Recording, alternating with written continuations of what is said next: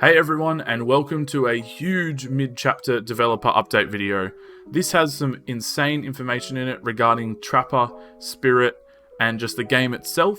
I'm super excited to run through this. It dropped about half an hour ago. I was barely able to wipe the dinner off my face before I chowed through the patch notes and or the developer notes and read through them.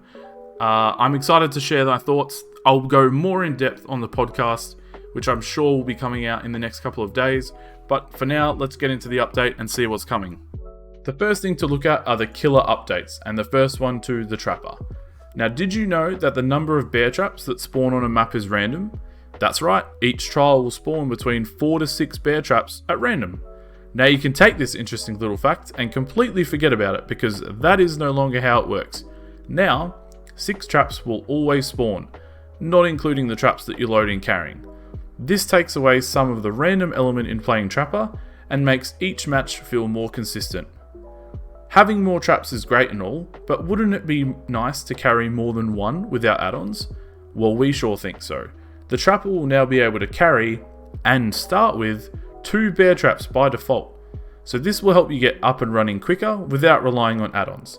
The Trapper's bag add-ons have been adjusted and repurposed accordingly. Finally, on the subject of add-ons, we've done a pass at some of his least used add-ons and either increased their effects, removed their downsides, or gave them new effects entirely. Something I do find quite interesting is that Otstava did just release a video talking about small changes that could be made to each killer, and for the Trapper, he did say that the Trapper having 6 traps or a certain amount of traps per match all the time would be very, very good for him, and look at what they've done. He also said that being able to carry more than 1 trap would also be good. And look at this, we've had these 2 changes exactly done to Trapper. Now, I'm not saying he knew about it, but it's a little bit interesting that he exactly guessed it, but they were the obvious changes to make. In terms of the changes themselves, I really like them because they're small but also impactful. So this isn't going to make Trapper, a tier 1 killer by any means, but it will help people out there that like to play Trapper, or even people that are getting into Trapper, potentially pick him up and give him a go.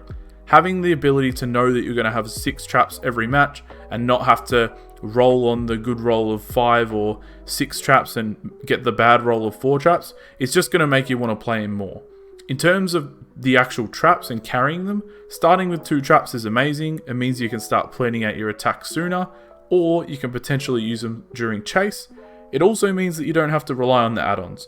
So maybe we can see some cool builds using different add-ons and not having to use that Trapper bag with, having the extra traps to carry.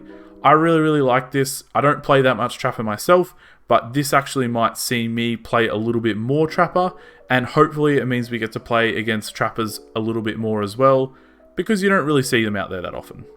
The 2 add-ons that they're showing us here, the Tension Spring and Trapper Sack, are really cool, and I really like the idea of them. The Tension Spring, a bear trap resets 2 seconds after a survivor escapes from it. This is going to catch people off guard, simply because a trap doesn't normally reset when a survivor escapes from it. The Trapper Sack, all bear traps are carried at the beginning of a trial instead of spawning on the map. However, bear traps cannot be picked up. I love the risk versus reward of this add-on, because you get all of your traps and you can set a really strong web or a really strong area from the start of the match, but you cannot pick the traps up. So you'll see really good trappers have a lot of success with this, but you'll see some lower tier killers put this on and they'll put down some traps in really bad spots and they won't be able to pick them up. Either way, it'll be really funny, or it'll be really strong. So yeah, I really like the idea of these 2. Now I know what you must be thinking. Spirit? That's not right. Why is Spirit on the developer update? The devs haven't gone and done anything with Spirit yet. Well, the answer is yes, they have, and this is going to be a big change. So the Spirit has been a strong killer since her release, and with that in mind, we've made some changes that aim to increase her skill ceiling, whilst also giving survivors some counterplay. When close to the Spirit's husk, survivors will not receive any indication that the Spirit is phase walking. Obviously, we already know this. Originally, this was intended to be a fun mind game. Is she using her power, or is she faking it? Though in practice, it doesn't feel that way. It says often, but it just doesn't feel that way.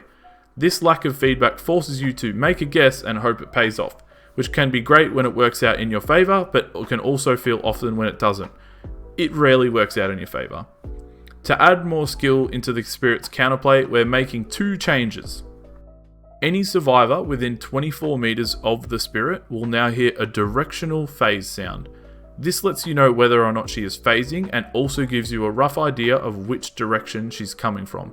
This is huge. So not only will you know when she's phasing and when she's not, goodbye standstill mind game, you'll also know direction. So it says it'll give you a rough idea, but if you can hear a directional phase sound, you're probably going to know exactly where she's coming from.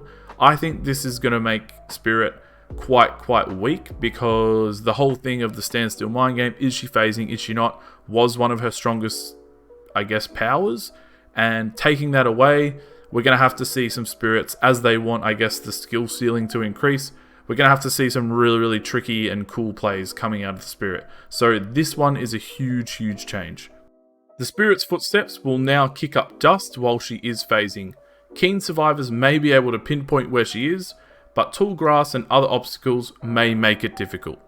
This second change isn't as important as the first change, but in combination, this is really going to see Spirit in an interesting spot. She's been so strong for so long without having to feel like you have to do much in most people's eyes, but now with that directional sound, you're going to know roughly what area she's coming from, you're going to know when she's phasing, and you're also going to see that dust kicking up. You're going to be able to pretty much tell exactly where she is. So apparently this used to be a bug in the PTB when she first came out, and she was pretty terrible. So it's going to be really interesting to see if those really good Spirits can stay really good, and potentially if people were playing Spirit because, you know, she was that little bit easier, if we start to see a little less Spirit once this does come out because those people are struggling. I think this is one of the biggest nerfs to a killer we've seen in a little while, and yeah, it's going to be really interesting just to see how much this really damages her, because that whole standstill mind game, it was so big, and it worked not only in like a public match setting. It would, you know, be something that they would use in a competitive setting as well, with Spirit being one of the most played killers in a competitive game. So yeah, I'm still pretty mind blown that we're seeing this. Obviously, it reduces the coin flips, and that's why they've changed it, because they didn't want you to have to make a guess. They are very survivor-sided changes, which probably people would say no surprise, because killers, you know, tend to take the brunt of all the heat in the game. But yeah, I'm really interested to see how this does affect her. They've also done some changing with some of the add-ons. They're not super crazy, but I'll have a look at those too. With the add-ons, the Wakizashi Seiya, during the Yamoka's haunting, use the active ability button to return to Husk and end the haunting. This does have some cool scenarios where you could be at a pallet and you use your phase and the survivor vaults the pallet, and then you press the active ability button and you return back to your Husk and end the haunting and then attack them. Almost similar to the standstill mind game, but actually having to phase. I think it's kind of cool. You could also use it for a gen where you phase away and get some information, or pretend to chase a survivor, knowing that there's another one waiting around the corner ready to get back on the gen. Then you phase, you go back to your Husk and end the haunting, and you're right back next to the gen where a survivor was. The other one, the Senko Hanabi, when the haunting ends, the Spirit's Husk explodes and any vault locations within 4 meters are blocked for 5 seconds. I don't think this is that great, because the Husk is where you start. So if you phase away from your Husk and you end up finding someone and then your Husk explodes, the vault locations are going to be blocked, but you're not going to be in that area. So it's probably not going to make a huge difference. All in all, the Spirit update is huge. It is a direct nerf, I believe, to the killer. It's not just like, hey, here's a little bit of a change. This is saying, okay, we understand that this killer has been strong for a while, and I hesitate to say too strong, but I guess not fun for survivors to play against. What can we do? And the answer is nerf. So Trapper buff and Spirit nerf. Very interesting update coming out, and it'll be interesting to see how the community does react to this. I think there will be a strong, obviously a good good result for the survivors, but killers I think will be a little bit upset by this because they're so used to playing Spirit in her current state, but we will definitely see. So there are going to be some updates to killer add-ons. What does moderately mean? How much more is tremendously compared to considerably? If you've ever been asking yourself this question, you're not alone. We use descriptive words like this to keep descriptions simple, but they end up causing just as much confusion since it's not immediately clear how much they're doing.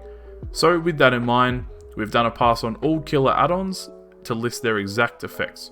We plan to extend this to the rest of the game as well, so items and perks in the future. On top of that, the killer add-ons that apply a status effect will now have a brief description of what the status effect does. That seems like a small thing, but for the amount of people that I've taught this game and introduced to the game, that is a really big thing for the game, because that has been one of the biggest complaints that I've had of people that I've introduced. They say, well, where does it give it to me? Yes, it tells you what the status effects are in this little brief in the settings, but having it directly on the perk is just going to be such a game changer because the information is just right there. So I actually really like that. So they have done some other changes for some other killers. There's too many to note down, but all the killers are there that they've made some changes to. So they focused on mostly unused add-ons or add-ons that are too weak or powerful. So that's going to be interesting too. Hopefully we see a little shift up of the meta of add-ons, which is always fun, whether they're crazy or whether they're strong. At least it gives a potential weaker killer like, you know, Pig or the Shape some interesting add-ons rather than just being super overpowered or underpowered. So we do also have some perk updates coming. So variety is the spice of life, and incidentally, Dead by Daylight matches too. In an ongoing effort to give you more options to choose from, we're updating a huge list of perks. Without further ado, let's run through some of them quickly. So this isn't all of them. So basically they're changing a bunch of time for these perks or percentages. For Vigil, they're upping the recovery rate at the highest tier 30%. This will probably see a bit more use now. It's increased by 10%. For Babysitter, doesn't even matter because no one runs the perk. Even with the buffs, I'm sure no one will run it. For the People is going down to 60 seconds for recovery, so only 1 minute instead of a minute and a half.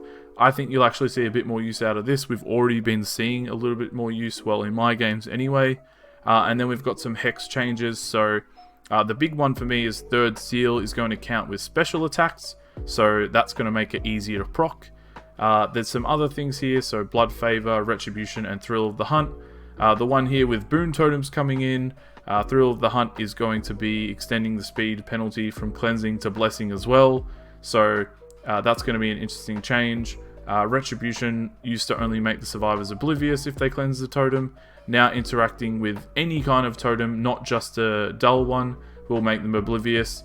And they're increasing the aura reading. So altogether just a few little changes here and there, but we'll see how the changes affect. It looks like Blood Favor is going to affect on special attacks now as well. So they were just wanting to make sure these hexes didn't get out of control, and now they're able to change them now they've seen the gameplay out. So last but not least, in part 1 of the developer update, the item and character kill switch. So there's a lot of characters, there's a lot of items, there's a lot of perks in the game, and we all know that when they do updates, things break.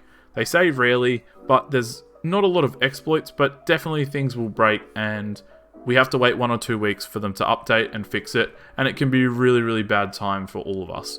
Basically, the kill switch is going to allow them to kill exactly what the problem is without needing to do an update. So they can just disable what's causing the issue, and if there is a break or an exploit, they can just switch it off. They've been doing this with maps for a while, which is good, but they'll be able to just disable items or characters, and they'll be marked clearly that they cannot be selected.